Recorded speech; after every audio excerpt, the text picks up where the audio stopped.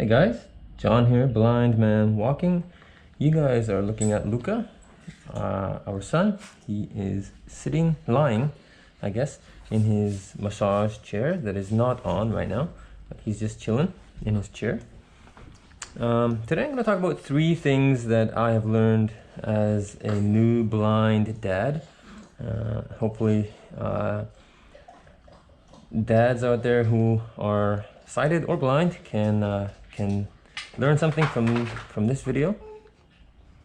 Hi, what you doing? What you doing in your chair? So we put him in this chair. We put him in here a couple times a day, just to kind of relax and have his own time to himself. He likes it. It can rock. It can also vibrate. So we put the vibration on sometimes for him too. Yeah, he just likes to lie in here. He's not buckled in right now because the vibration setting's not activated. So, and it's on the ground. So there's literally no way he can get out of this right now. When he gets a little bit older, that'll change. But he's only 5 weeks old. I guess almost 6 weeks now. So, yeah. So 3 things I've learned as a blind dad. Number 1, you can survive on less sleep than you think you can. Yeah. Oh, are you gonna? So when he reaches his time limit, at whatever he's doing, whether it be sleeping or hanging out in his chair, he'll make noise. He'll start to cry and fuss. So I'm going to plug him into the. I'm going to turn on the vibration and see if that'll calm him down. So we're going to buckle you in. Yeah. So number 1 that I've learned is you can survive on less sleep than you think you can.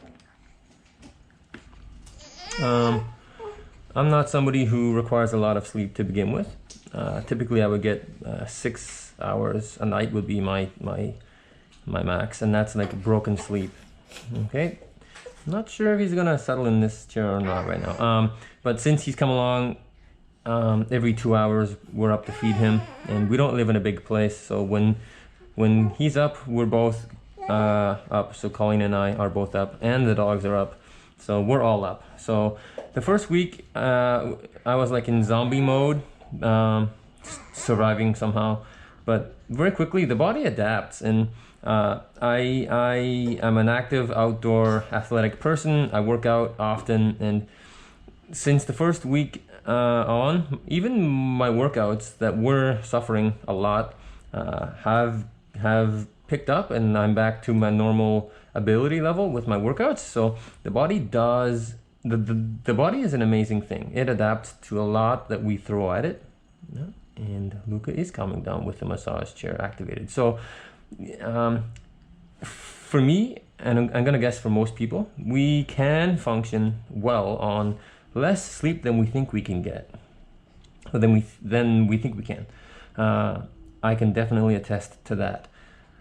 Number 2, continuing on the sleep theme, sometimes babies can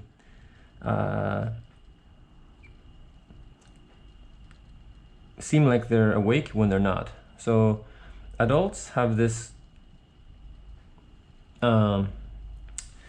it's called, I believe it's called paralytic effect, could be wrong, which basically is something that prevents you from flailing around and crying out in your sleep, in REM sleep. Babies do not have that. So babies can flail around, they can kick with their legs, they can throw their arms around, they can grunt and moan and make all kinds of different sounds. And you think they're actually awake, but they're not. They're in REM sleep. Learned this from watching a very informative video that was made by an infant occupational therapist. And there have been numerous examples of Colleen and I thinking that Luca is awake. We'll go in and pick him up, and we actually wake him up. He is asleep. And we know that because since watching this video, we've not gone in to pick him up the first time he makes a sound, and sometimes he'll like complain, moan, grunt for like a minute or so, and then like he is right now, he just is quiet. So it's like he's in that REM sleep, and babies don't have the paralytic response. I'm not sure what that technical term is for that, but they do not have that. So they will make noise, they will move around when they're sleeping. And if you are a dad or mom or any caregiver, and you see or hear the child that you're in charge of making noise, fussing when they're supposed to be sleeping, I suggest letting them be for a minute or two and see if they settle down. And more often than not, they will. Last thing that I've learned as a blind parent, and this is especially important for me as a blind parent, is to take your time. So sometimes you're going to be doing things with your baby that they're not a fan of. Changing them, dressing them are the two main things I can think of off the top of my tired head. Because babies, they like being warm and snuggled up and cozy, and when you take their clothes off, they get cold. They can't temperature regulate the way we can, so it's very important to keep them at the ideal temperature for them. And so obviously when you're changing a baby, you take their clothes off, or you roll their onesie, I guess, up so you can get to their diaper to change them. And they can be cold, and they can fuss around, they can be very upset about that, especially if they're hungry. When your baby is crying hard, it tears at your heart, because all you want to do is do whatever you can do to make them feel comfortable and content so they stop crying. Now, when your baby is very, very upset, the tendency is to rush what you're doing in order to alleviate their distress.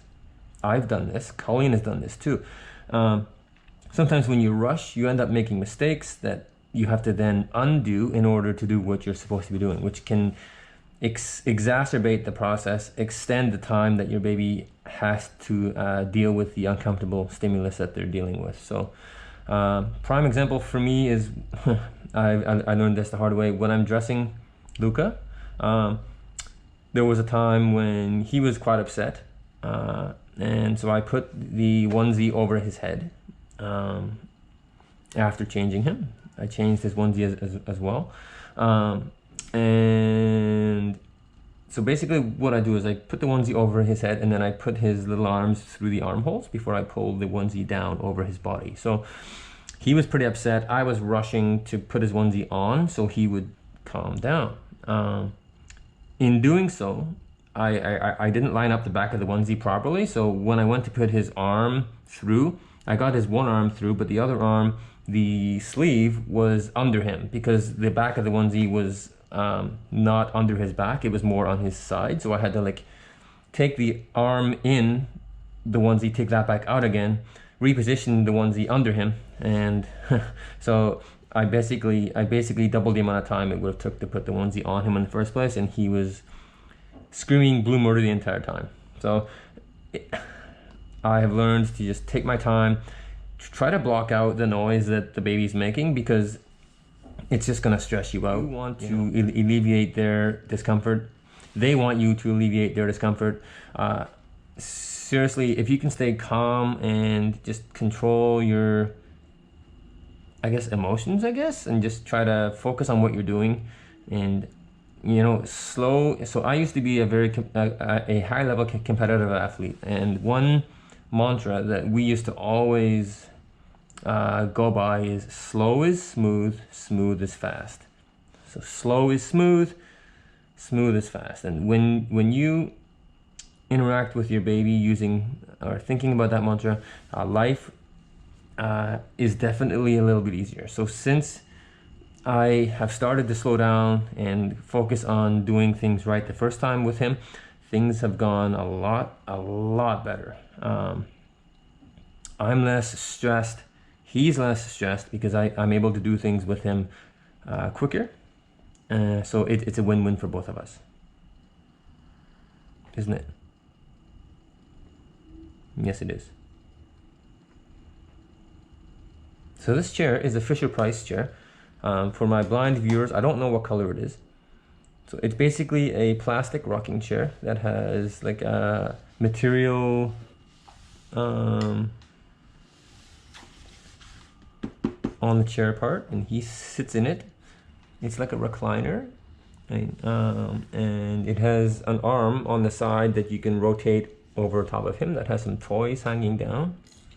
There's a rattle. I don't know what that animal is. I keep forgetting. I want to say a dog or a duck. I'm not sure. And then there's a toy on the end of the arm as well, right here. And you can move the arm out of the way when you want to pick him up and take him out of the chair. Yeah, it's a Fisher-Price chair. It can rock.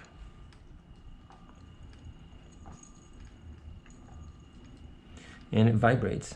And sometimes the vibration just puts him to sleep. If he's fussy and we can't settle him, sometimes just putting him in here with a little vibration is enough to knock him out.